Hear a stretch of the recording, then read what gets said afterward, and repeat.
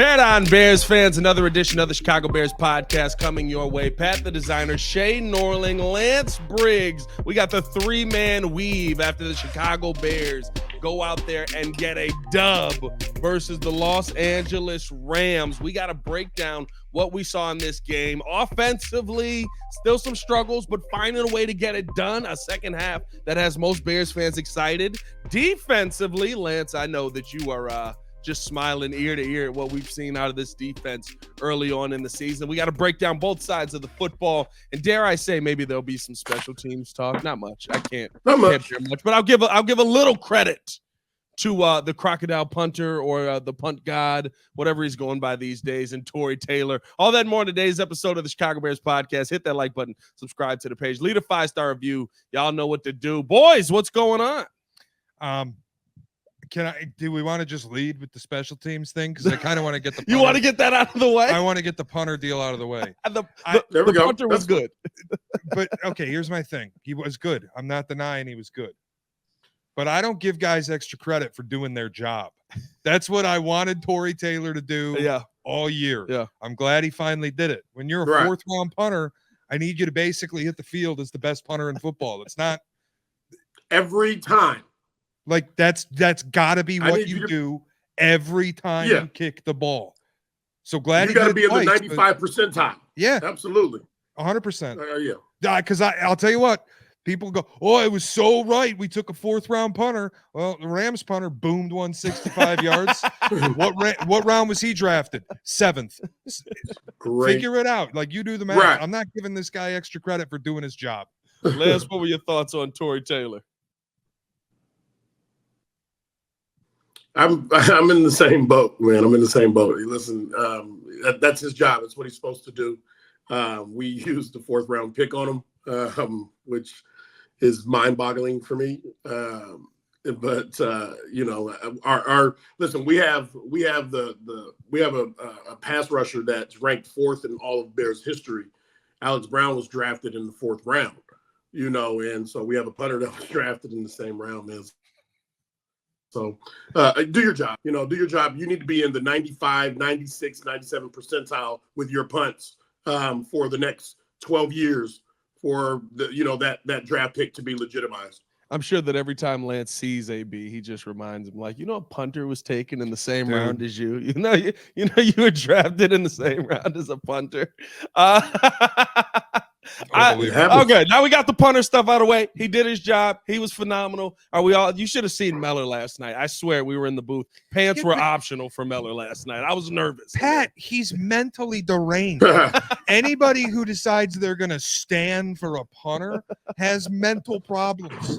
There's issues in Meller's head. The wires don't cross properly. I was nervous in that booth last night. Yeah, I heard he was priming his pump watching this guy punt the ball and pin it. That's his job. Right. Relax.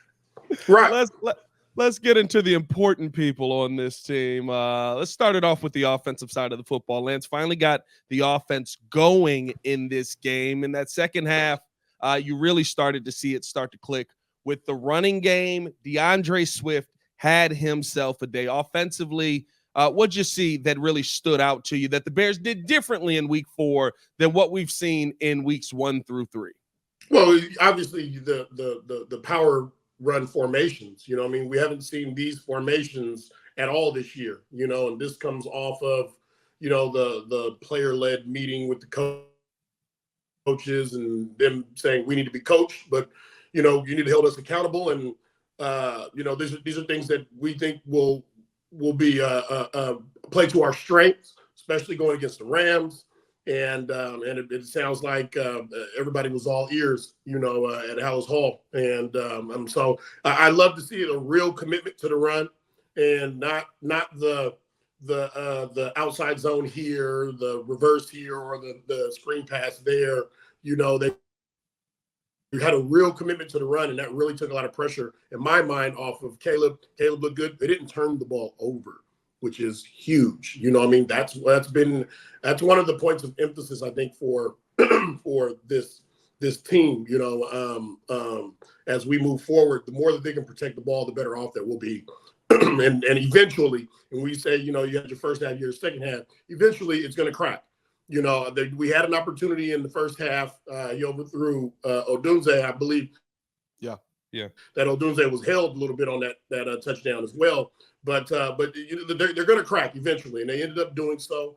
And it was fun to watch, And listen, we go from everybody wanting his head to now we have the second coming of the Swifties in Chicago. Okay, so it is what it is, fellas. Listen, do it again is all I ask. That's all I ask. Doing it once. What was it? 16 carries, 84 yards. Do I have that right? Mm-hmm. 14 carries, 84 yards. Mm-hmm. Basically built on one explosive. If you take the explosive away, he was still under 4 yards a carry. So I'm fine with people. Okay, Swift is back. It's a very negative outlook right there. Do it again.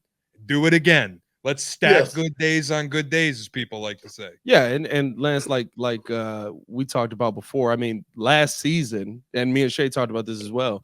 Last season, this is kind of how he got his big yards at the end of the year. There was 3 or 4 games that really popped, but there was a lot of games that were mediocre. Yeah. I think that do it again is really the sentiment when I leave this game. I love what DeAndre Swift did, but I think what accentuated his run game was, and the thing that I think he can do again, that I'm confident in, we finally saw him get involved more in that passing game. And I think that really opened things up for Caleb. The short passes, the screen passes, the Swift. It really 100%. Changed how the Rams tried to defend the Bears.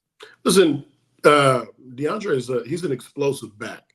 All right. We haven't run the ball the way that we ran the ball yesterday. That hasn't been the way that we've run the ball over the first 3 weeks has been very similar to the way that we've run the ball over the last 3 years.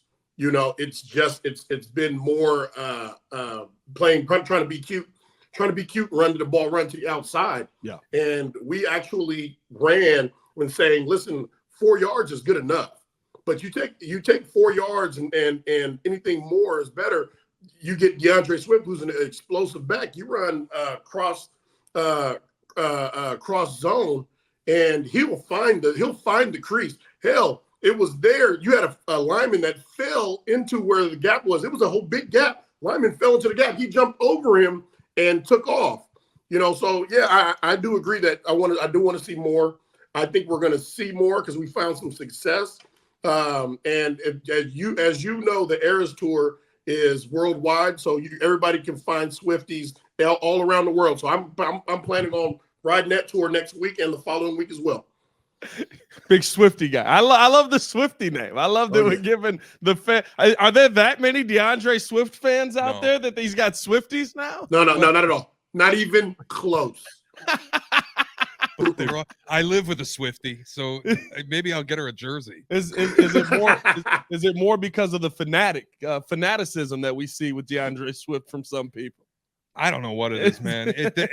Look, this town, if there's one thing I've learned since I've been here, there's three positions, really, this town will fall in love with: running back, punter, and backup quarterback. Punter is new. Well, listen, this was surprising. It might be new, but it is what it is, man. The people love them some Tory Taylor. Running back and backup quarterback, and linebacker, of course. But linebacker. I was going to say, I think there's some linebacker love out here. The defensive side of the ball is a different deal. Yeah. It's a whole different animal. I get where you're going. Lance, when you look at offensively, a lot of people saying this is Caleb Williams' best game because of the second half that he had, the poise that he showed, how he was able to deliver the football, and how efficient he was in that second half. He's been efficient for the most part through almost every game. Of course, the interceptions are in there. You want to take those. And he was actually able to do that in this game. What's your assessment of what we saw to Caleb Williams this Sunday? Well, they changed the game plan a bit here. You know what I mean? They had a real listen. It was hard for me to recognize the team that was out there and what they were doing. What they were doing made a whole hell of a lot of sense, and Caleb benefited from it. Yeah. This was his most efficient game. He didn't turn the ball over, but we protected him. We did the things that we needed to do. We looked like a Chicago Bears running team yesterday. That's important. You can be as cute as you want to be. You can be as cute as you want to be and think that's going to work. It ain't going to work. And if you don't have the personnel, you have to do what you have to do until you have what you have. Then you can do what you want to do. But you have to take what the defenses are giving you. All right, and stop trying to force something that's not ready yet. That was a bar, kind of, honestly. You have to do what you have to do till you then get you what can you do what you need, want, and then yeah. you can do what you want to do. Lance Briggs dropping bars this morning. Well, and Lance, you brought up the heavy set. Doug Kramer, fullback. We're going jumbo package on the goal line. I don't know if either of you heard Eberflus on Cap and J Hood this morning was asked about where was that this week installed? Was that there in camp? And Flus said, we had that in camp. That's our goal line package. Now, I don't want to call Eberflus a liar, but you do the math. We saw 4 straight goal line plays against Indianapolis. I didn't see Doug Kramer once. So go figure. I think that was installed this week. Credit how did that one get put on the back burner? How did that one get shelved? Right. And we're we're going with the option. The option's a much better play. 4 plays from inside the 4-yard line. I watched Khalil Herbert in the Wildcat. And then I find out goal line package is Doug Kramer fullback. Oh, okay. And silly me, I thought goal line package was putting the 185-pound wide receiver out there to block the 250-pound defensive end. But credit where credit's due. Like, I don't care if they installed that this week. I care that they installed it at all. Yeah. They're doing things, like Lance said, that makes sense now from a personnel standpoint. It was a totally different watch yesterday, and I was happy about it. Yes. Get rid of the cutesy stuff. You know, there'll come a time, you know, I think we have these coaches in the league that are, you know, they're smart, you know, but they're more analytical than they are a leader of men. All right. So when I say that, like, they're in theory and the way that this should work and that should work, oh man, that's going to be great. You know, we have all these weapons, but the game is won in the trenches. It's won and it's lost in the trenches. You know what I mean? So, and these are all grown men that are, I'm telling you, you're always one move, one punch, because it's such a physical, violent game, away from a fight. It's a controlled fight every game, you know? So in order to, and then you have these guys that make more money than you make as a coach. So there's a lot of things that weigh against it. And it's tough for a coach. You got to have that Tomlin in you.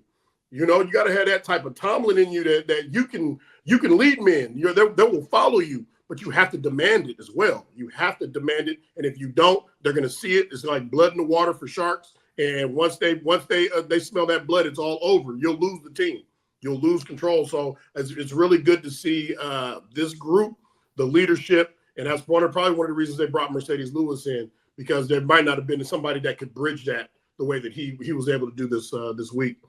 Yeah, I thought that, you know, normally, especially in Chicago, when we hear about the players having a meeting, it's usually the beginning of the end. It's like, oh, this is not going well. We're 3 weeks into the season and we're having a meeting with the coaches. That means that people are not happy right now. Remember when the White Sox had a players only meeting 2 games into this season? Yes.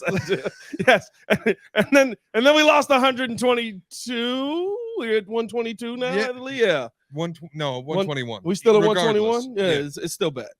But either way, I was surprised to see it actually take effect. And the conversation was about, you know, we want to be coached harder. We want you to actually get after us, hold us all accountable. Is it I know that it's worked out, but is it concerning to you, Lance, that you had to tell a NFL coach who's been a coach, hey, you got to coach us? It is. It's alarming, but at the same time, you know, it at least from the outside in seems like, you know, they're trying to nip it in the bud early, and that's important. Is if they're going to have a chance to do something, we have to do it now. We have to fix this now. We can't keep doing what we're doing, because we're going to keep getting the same results. So what are we going to do? You know, what's being allowed right now? You know what I mean? Why are you not addressing, you know, maybe some of the older guys or some of the higher paid guys, and you're maybe only addressing this group or that group, you know, and if everybody if you can't be clear in the football room and about what we're doing and what's lacking or where we need to change, then we're all in trouble. You know, we're in trouble. Yeah. I mean, the one thing that's clear watching, even still with yesterday's performance, there are still parts of this team that clearly aren't on the same page. Like, how many times DJ Moore, I swear, has run a different route than Caleb has thrown more times than I think I can remember any quarterback receiver combination this early into a season having that issue. Yeah. And it happened again this week in the first quarter. Yeah. So part of it for me is it is concerning that it happened. The other part is for Caleb Williams to be one of the guys walking into that room with DJ Moore as a rookie and going, dude, it's okay to coach me. Like, be tough, be difficult. And for him to have that leadership that his teammates already trust him and want him involved in that spot where they're going to meet with the OC, that I take as a massive positive, especially going forward where Caleb Williams in all likelihood is going to be here a lot longer than Shane Waldron. Yeah, but you're supposed to have that conversation. You know, Waldron's supposed to have that conversation a long time ago. You're supposed to have that on, you know, after the initial you're here, you know, with each, you can do it individually, you can do it as a group, but and reiterate it as a group into each position that you, or individually, but you need to get across, listen, we're going to coach you hard. You know, we're going to be there to say, hey, listen, when you F up, I'm going to be the first to say, stop effing up. Yeah. You know, when you do well, I'm going to be the first to pat you on the back, you know, to congratulate you. But this is how we have to be. In order for us to be effective, you know, this is the relationship that we have to have. I have to have a relationship that I can be open and honest with you. Yeah, and at least for 1 week right now, it feels like you did start to see that work as the game went on. The first half, I think, I don't think the play calling itself changed a ton from the first half to the second half. I think the execution got better. That's what excited me watching that second half. They were still throwing screen passes in the first half. In the second half, they were blocking for them, though. Novel concept. If you block the big guys on the other side, it usually ends up getting positive yards. It's great. Lance, have you ever heard of that in football? If you block the guys on the other side, it's an amazing rendition, boy. Shout out DJ Moore, too. All this talk about his body language and his attitude at halftime comes out of the locker room blocking his ass off. Yeah. Yeah. These guys are professionals, and that's to be expected. You expect them to come out and do that. You know, I mean, you can't just come out and catch footballs. You know what I mean? Especially when you're running the wrong routes. especially when I don't know if he ran the wrong routes. I don't know that. We don't know whether he's running the wrong routes or Caleb's throwing the wrong route. We don't know which it is, but it's been consistent. I just hope the touchdown they had, that was an awesome connection. Yeah. Great throw by Caleb. Yeah. Great ability to see DJ have that space, and he put it in a thimble. Like that to me was awesome. I hope that's the first of many, and they can build a better connection now. Yep. Agreed. No, 100%. Let's talk about this defense, Lance. But first, got to read a word from our sponsors. Oh, we got sponsors on the Chicago Bears podcast, my guy. Hey, Bears fans, get to your local Chicagoland Verizon store and enter for a chance to win a trip for you and a guest to see the Bears play in San Francisco. Enter by October 20th. No purchase is necessary to enter. Must be a legal U.S. resident of eligible zip codes, age 21 years or older. Void where prohibited. For official rules and full details, visit www.espnchicagocontest.com.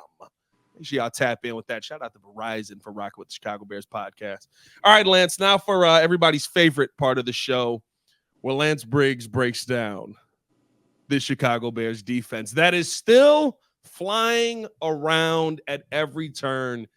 And Lance, I got to say, I was not only impressed by the play of the defense that was out there, but Matt Eberflus had an answer for just about everything that Sean McVay can throw. And I know people are going to say, well, Sean McVay didn't have his best weapons. Of course he had answers. I just watched Sean McVay outcoach Kyle Shanahan and a defense that's pretty good over in San Francisco. So you can't sit here and tell me he can't still get the best out of this team. What'd you see from the defense that, I mean, continually, maybe a little bend but don't break, but shut down everything the Rams wanted to do when they got down in the red zone? Yeah. Look, there was over 10 negative plays made by the Bears defense. You know, I mean, whether it be tackles for losses or something like 7 tackles for losses, 3 sacks, 2 batted down balls from Sweat and Taylor. I mean, they were suffocating. They were suffocating at times. Shoot, Brisker alone, he had 2 tackles for losses. He should have had 2 picks. He should have had 2 picks. Should have had the one in the first half.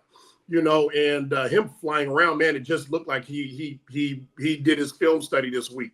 He had a great jump on those plays that he made in the backfield. It was fun to watch these guys, man. They're consistent. What they are is they're consistent. Each week, the Bears have a chance to win because this defense plays consistently. They fly around, they take the ball away. Yeah, taking the ball away is the most important thing, and they've done it with such a consistency now. And it's not just these 4 games; it's really like the final 7 games of last season too. Yeah. Honestly, all of last season, they led the league in interceptions. It's starting to feel less like that was going to regress and more like this is just who this defense is. Yeah. It's a mentality a little bit. They hit the field and they know they're going to get the ball from you. I thought Montez Sweat was great. Brisker obviously was awesome. Also, shout out Tyreek Stevenson, 2-point conversion attempt, one-on-one coverage on an island in the goal line. He did a great job not overplaying the football and using the out of bounds as the extra defender, forcing the receiver out, no completion. I thought everybody was. You mentioned bend don't break. Sure, it's against Matthew Stafford, and he was zipping the ball. The Bears were blitzing a ton. Stafford's going to see that pre-snap. He's going to hit the hot receiver. It's just what he's a veteran quarterback. He's been around forever. But it gets really difficult down in that red zone. Yeah, but exactly. And when you can't necessarily see where the pressure's coming, or in the red zone, pressure's coming a little less often, that's where the trouble hit for him. And it's been that the whole season. Look, they're down their left tackle. They're down both of their top 2 receivers. Tyler Higbee, their tight end, biggest red zone target. He's out. And Bears took advantage, feasted a little bit against a team down some serious personnel. Yeah. No, yeah. I thought that it was a great showing by this defense overall. I think the thing that Lance, let me ask you this. The coaching decisions, some of them, it feels like Matt Eberflus is so trusting of this defense that he is willing to take a little bit more chances. What I mean by that, they score the touchdown. A lot of people said you go for the extra point, you put yourself up 2 scores, right? Or you go for the 2-point conversion, you put yourself up 2 scores. Instead, he kicks the field goal, knowing that you're probably not going to get down in the red zone and score twice on us in the red zone. You may get a touchdown, but you better kick the field goal because you're not getting the 2-point conversion. Do you like how Flus is leaning on this defense early in the season, basically saying, I trust you guys, and it's going to change how we make decisions offensively? Yeah, you should. I mean, every head coach should be able to lean on their defense the way that Eberflus is right now. That's something that he should be able to have that in his pocket and say, listen, we're in a situation where, we may go for it offensively, take this chance because we know that once our defense goes out there, they'll get the ball back for us, or they'll get a stop. They're going to get a stop here. That gives you a little more flexibility of what you can do offensively. Now sometimes going for it on certain 4th down situations makes sense. It makes a lot more sense. And so I like that. I like what that says about our defense. And I mean, like I said, I can't say enough good things about this group right now, man. They're humming. Do we have the answer in the middle, Lance? A lot of talk has been about the 3-tech. You got to find the 3-tech. You got to have the 3-tech. Right now, the decision to go Javon Dexter over Jalen Carter seems like it is the right decision. Yeah. And what you're also seeing for Eberflus and those decisions is, and watching his defense is that, the any attention that's gone from Montez Sweat has shifted attention from the others and have given them opportunities, and they've made the most of it. So you're getting more one-on-ones, and when you can pass rush with 4, it makes you very, very dangerous defense because now there's nothing you can't do. You bring 5, you're getting a bunch of one-on-ones. They can't double you anymore, and so now we're hitting home. We're going to hit home and shoot. Even the threat of bringing 5 or bringing 6 now puts people in a panic. Because we got to figure out who are we going to block. Is there anybody we really need to double Montez Sweat? But if we do, somebody's got to get Taylor off the edge. Yeah. And doggone it, we're getting pushed from Billings and Dexter. So it's creating a great problem that for our opponents, and it's a huge asset for us and the Bears up front. Well, it's got to make Flus happy too. I mean, the defense he likes to run, pressure from the middle is ideally what he wants. Yeah. And Gervon Dexter, we heard all about him getting in marathon shape and spending the offseason increasing his stamina, doing all this different stuff. To come out and be 4 games into the season and already have 3 sacks. Yep. And I haven't seen the updated numbers yet, but he did enter the day top 6 in pass rush win rate among defensive tackles. He's been awesome. So to have that kind of grow into a weapon, look, for all the people are gonna hit on Ryan Poles a little bit for Darnell Wright if this doesn't get better, and deservedly so. But for every swing and miss, he does have a counter, and Gervon Dexter's starting to look like one of those counters. Yeah. Oh, 100%. 100%. I think Darnell's going to be fine. Darnell's going to be fine. This offensive line has been in disarray, as a whole, 100%. And as far as and that's a team that needs to gel. They need to be a cohesive unit. And when you run the ball the way that the Bears did yesterday, you'll find a lot more cohesiveness if you continue to do that moving forward. Did you possibly, I should say, find a gem kind of setup there? Because I thought when Matt Pryor got moved over to left guard, he did a solid enough job for me to go, I could feel, Lance getting the phone calls now. I could be okay with you sitting over there at left guard. And I know Tevin Jenkins is dealing with the injury. Hopefully he's able to come back soon. Hopefully it's not something long-term. But if it's not, and we haven't got the injury report yet, if it's not something long-term, would you make a move to possibly put Tevin back over at right guard like we saw last season, kind of switch things up to try and get the best combination? Because that combo was deadly last year between him and Darnell Wright. And I think that's when Darnell looked his best last season as well. I don't know. What does that do to your left side? What does that do? Left guard would be Matt Pryor, left tackle Braxton. Yeah, Braxton. Yeah, but it's saying if you have you might have a much stronger right side, but does that the detriment, the damage does that do to your left side? Is your left side now your weak point? Now you're getting all your blitzes coming from the left because everybody's saying that you can't protect from your left. So is it more of a plus, or is it or could it be more harmful to Caleb's backside when he's dropping and can't see that side? It's already bad over there. I'm not gonna lie. Like Jared Verse's game plan, and Jared Verse through 3 games has been somebody who's done an excellent job getting around guys using his speed and his size. Hey, who told you? Listen. I knew Jared Verse was a dog. My draft. I knew Jared Verse was a dog, but I think here's my thing. This game plan this week was I'm just gonna go through Braxton Jones and see if he can stop me. So I don't think the left side's in a great spot yet, Lance. I had a lot of hope for Braxton Jones, man, but he's moonwalking. Yeah. Every play, he's immediately moving backwards. He's standing straight up, doing stuff that just doesn't make any sense. Yeah. The right side, too, you got to remember Ryan Bates comes back from IR. That's true. That situation hopefully corrects itself a little bit. It wasn't good yesterday, but it wasn't as bad as it's been. It was kind of bad. Jared Verse didn't get credit for 2 sacks. I shouldn't say it was. It was bad. Caleb technically was sacked 5 times. It shows up as 3 on the stat sheet, Lance, but it's 5 on the body. They dealt with the situation better. I think they understood the assignment more as a team. That this line is what it is, and we got to operate. Mm-hmm.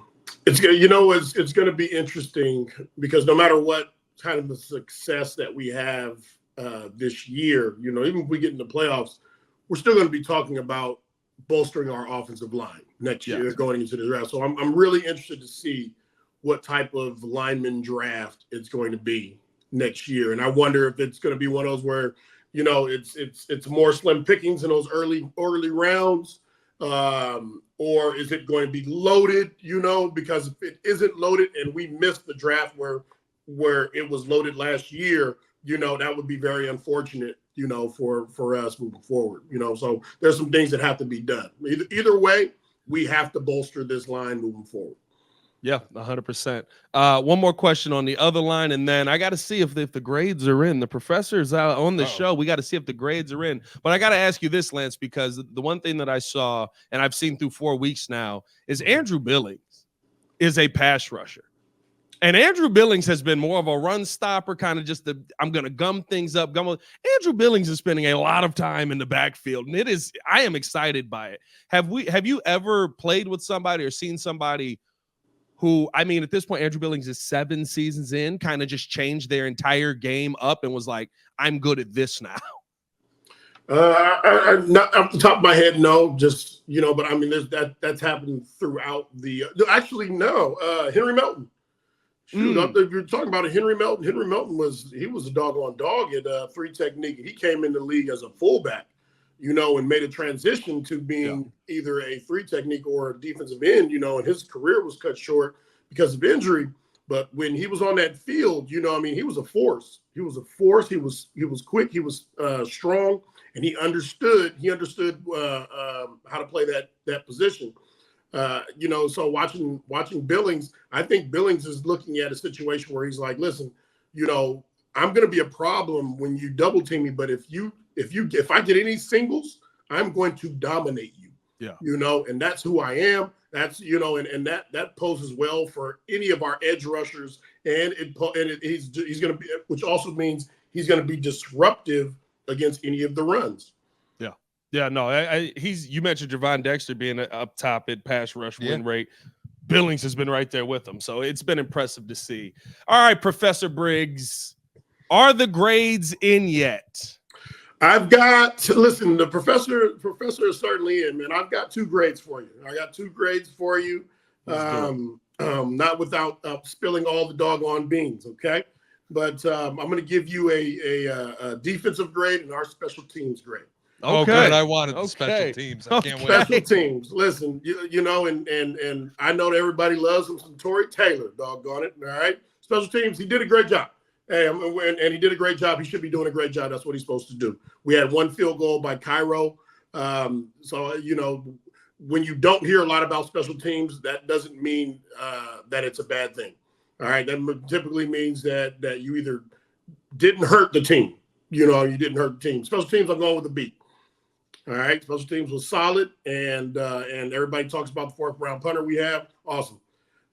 Defense. Professor Briggs does not grade on a curve. Special teams getting a B is great. No extra credit for doing your job, man. What did I say? That's good, right? That's good. I love it. Yeah, that's good. And defense, I will give out my my defense. No. Check that. Defense is later. Offense. I'm gonna give you my offensive grade. Pivoting on us. Yeah, I'm gonna pivot on you. Your offense. I'm gonna tell you my offensive grade. Offense will get a B+. Ooh. All right. Highest grade they've gotten this year. I hope that continues to trend that way. But the professor is very happy about offense production and seeing them commit to power run. Yeah. No, 100%. I mean, listen, I am impressed that he got a B+.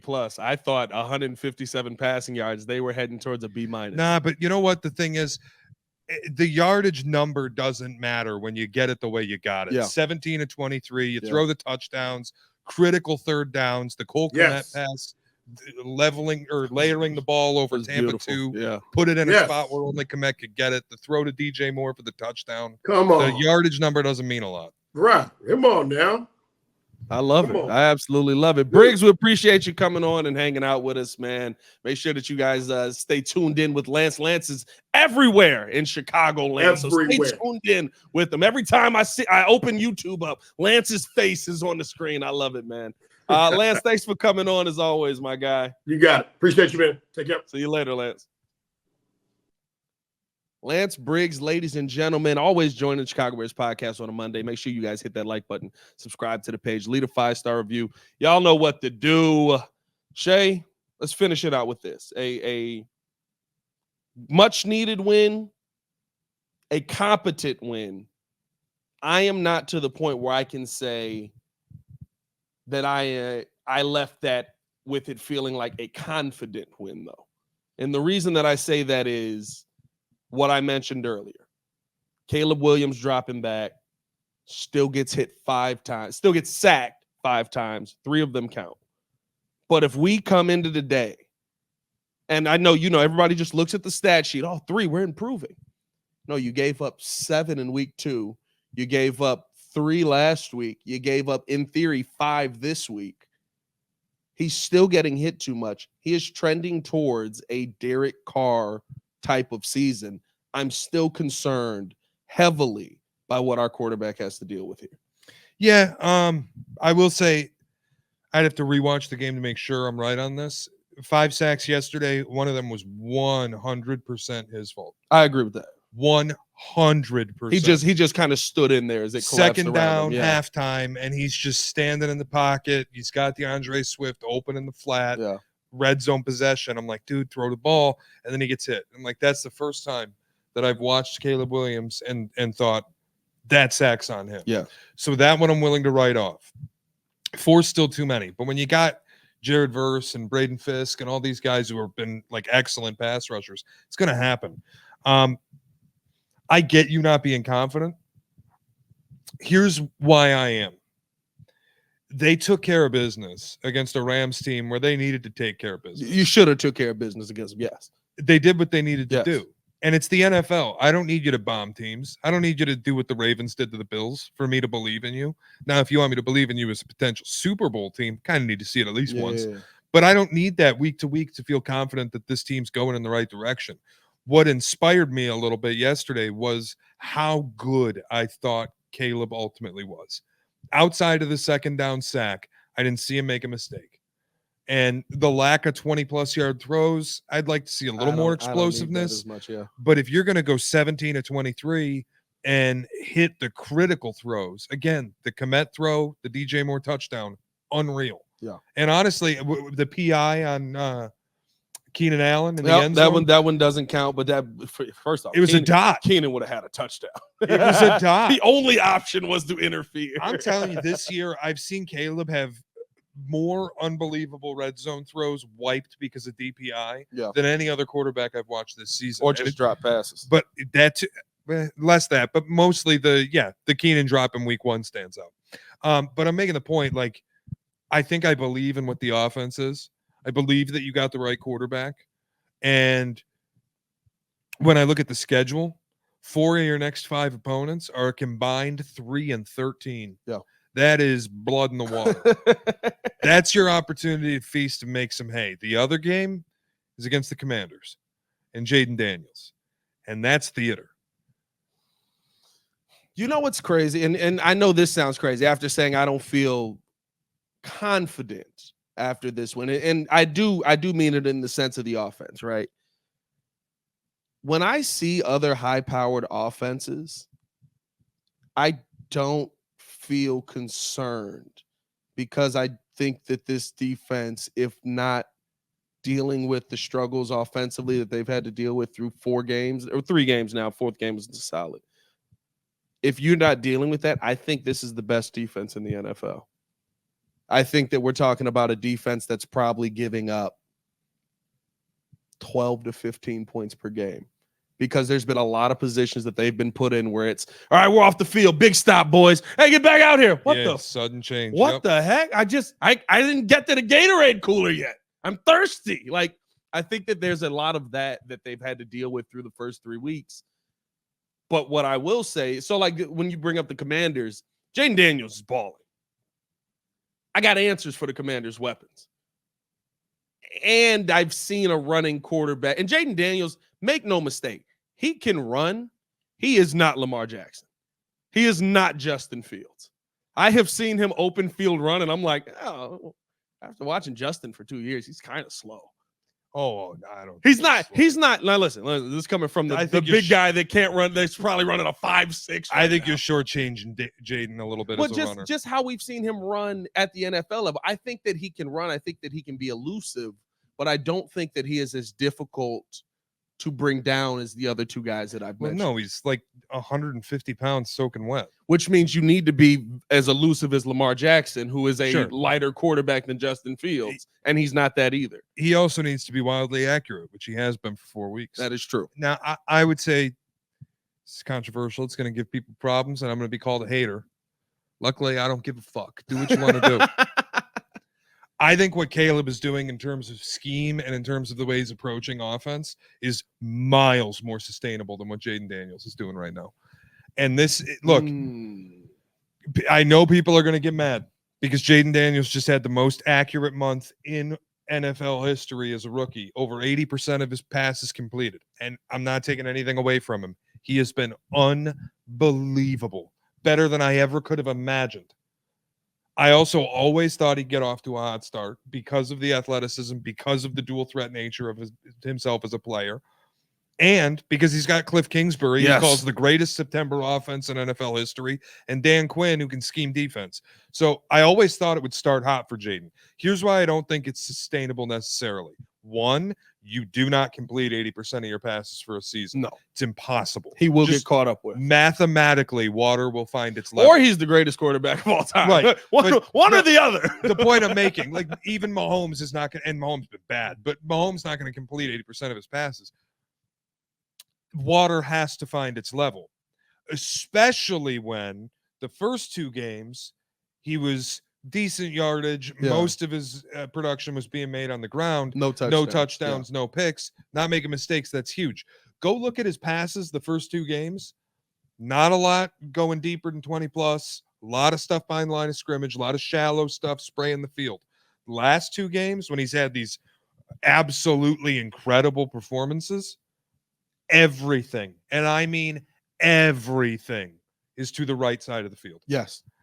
That gets on tape.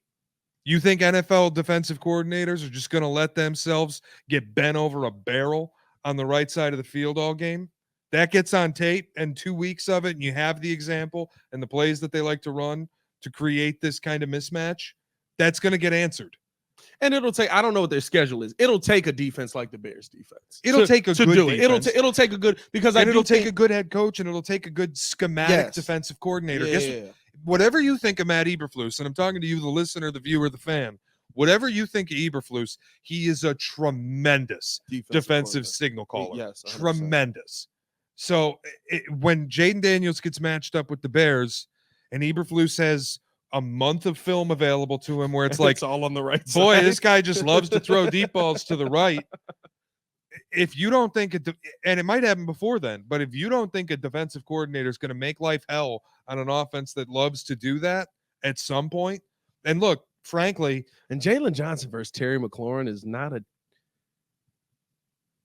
it's not a Terry McLaurin favorable matchup. No, I was going to say, I was trying to remember last year. I was trying to remember if Terry had a good game, but I think we shut him down. Terry's very good, but that's not there's not many wide receivers who are in a winning matchup against Jalen Johnson except Alec Pierce on third down.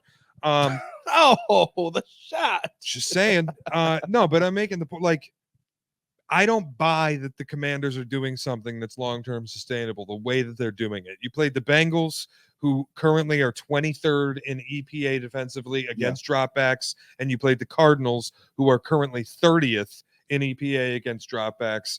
Not two good defenses at all. I mean, the Bengals are getting gashed by Andy Dalton yesterday. Bengals are terrible. Bengals got gashed. Here, the problem for Jaden Daniels, he's not going to be able to play his own defense, which is currently the worst in football. Yeah. So tell me why, as somebody who covers the Bears, and for you as a Bears fan, I get being afraid because Jaden's lighting the world on fire right now. But again, I always thought he'd start hot. Yeah. It's the ability to keep doing this single read, right side of the field, bootleg, just using the motion to create stuff.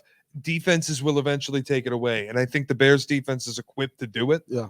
That game on the road hurts a little bit, but the Commanders defense is horrible. Yeah. If Caleb has another month of experience and continues to progress the way he's progressed through 4 weeks, by that point, this is where I get real fun. And Bears fans, you might enjoy this. Oh, this is getting tingly. That game becomes, to me, a passing of the torch moment where Jaden Daniels hands off the offensive rookie of the year, and Caleb Williams grabs it like he's running the Olympics.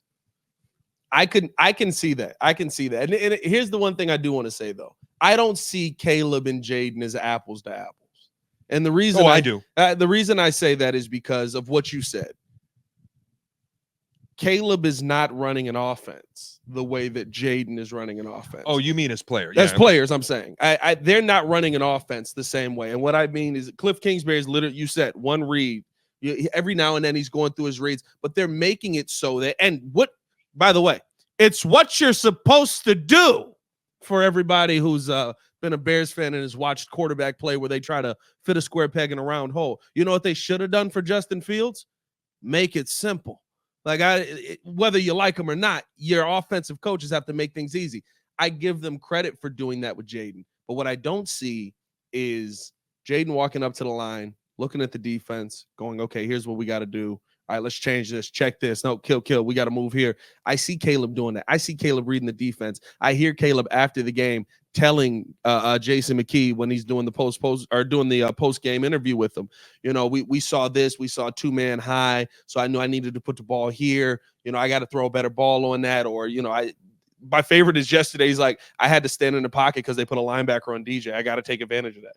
Like, that's a quarterback that understands what he's seeing. So I don't see what both of them are going through as apples to apples. I see it as kind of apples to oranges. Both need to be developed, and both can be developed, but they will probably end up being different quarterbacks as time goes on. Absolutely. And that's where, look, I never thought that they were similar. Caleb is not anywhere close to the runner that Jaden Daniels is. Not anywhere close. It's weird seeing Caleb run too. Not that he's a bad runner. And I was glad they incorporated some zone reads for him yesterday, but he's just not, he's not the athlete Jaden Daniels is. He's never going to be. That won't be a part of his game. But to your point, he's executing like a more real NFL offense. Yes. And again, people can criticize Waldron. Waldron wasn't garbage in Seattle. He didn't get hired for no reason. I think he probably underestimated how bad his offensive line is and how differently he'd have to call his offense, and just kind of ran with what he knew. This is a different kind of thing. We'll figure out if he can adjust and get better. But Caleb's being asked to go to the line of scrimmage with multiple plays. He's being asked to diagnose what he's seeing pre-snap. He's being asked to play both in shotgun and under center, which Daniels so far is not being asked to do much.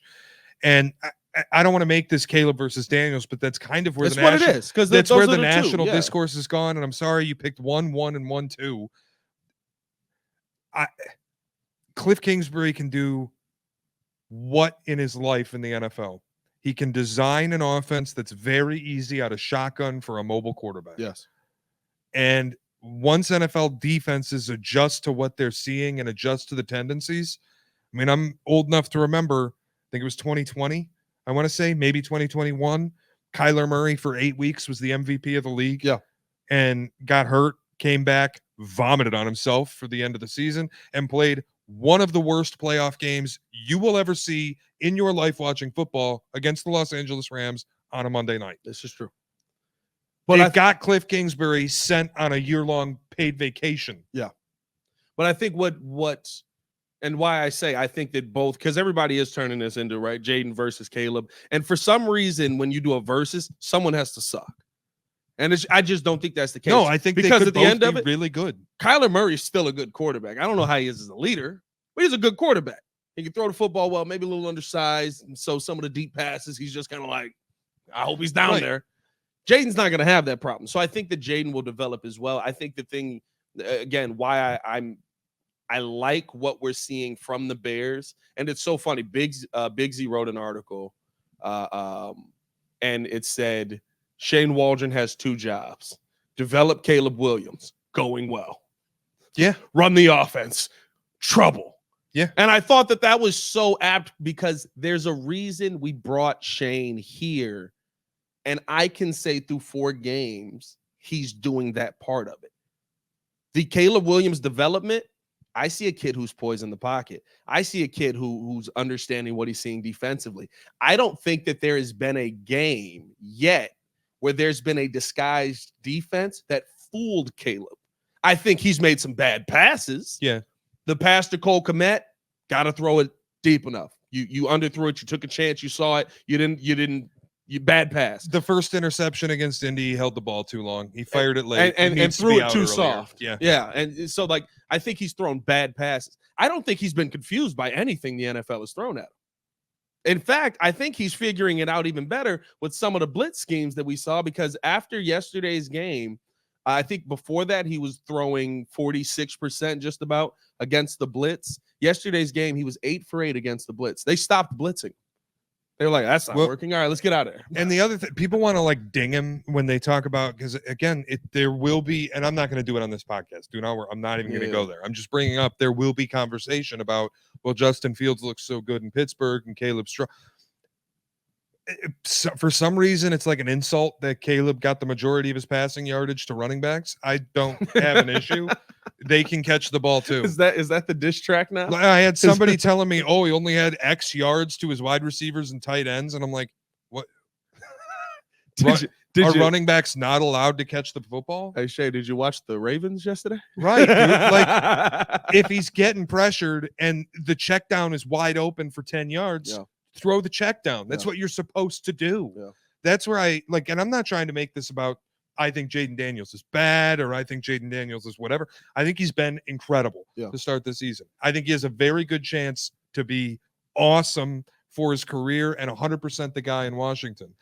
I'm simply saying what he's done so far to me is not as critically developmental and sustainable as what Caleb Williams is showcasing in 4 weeks. And if you ask me today, week 4, with the benefit of hindsight, week 5 now, what these last 4 weeks have looked like, would I rather have Jaden Daniels or Caleb Williams? Caleb Williams 100% of the time. I'm still on that train.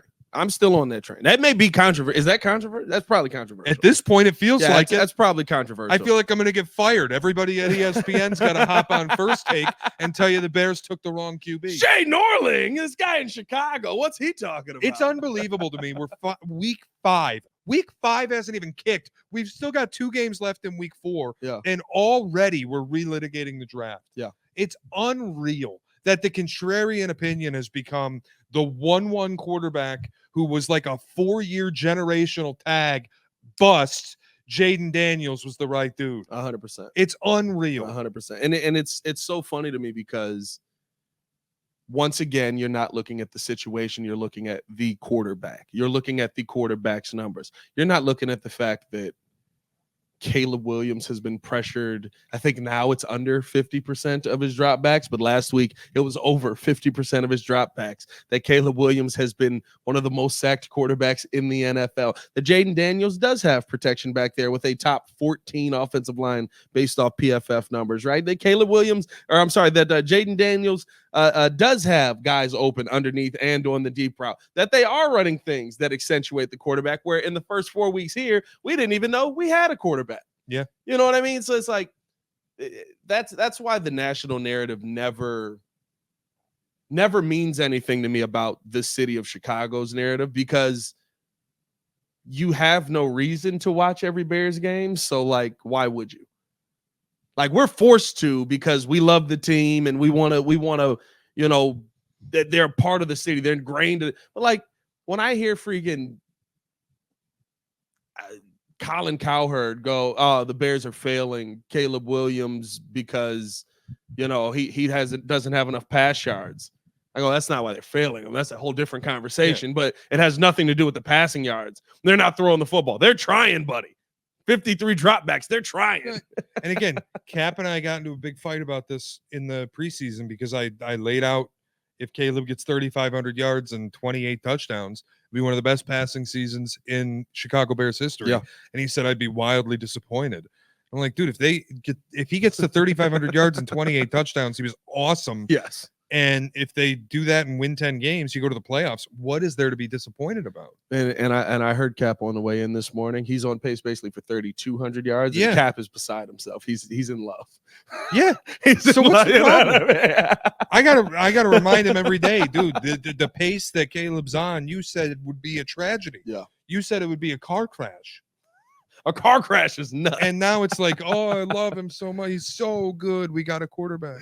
I do feel like we got a quarterback. I would love for us to protect our quarterback, which is why you shouldn't have drafted Torrey Taylor in the 4th round. You should have traded the pick with the 2nd round pick and gotten a lineman in the 2nd round. All right. Appreciate you guys for tuning in, showing love. Hit that like button, subscribe. You're going to make people mad. I don't care. You're going to anger. Leave a 5-star review. I don't care. Hey, you know when I need my punter less? When my quarterback's not on his back and can complete passes. Well, that's my takeaway from it. I've seen way too much of this punter. Way too much of it.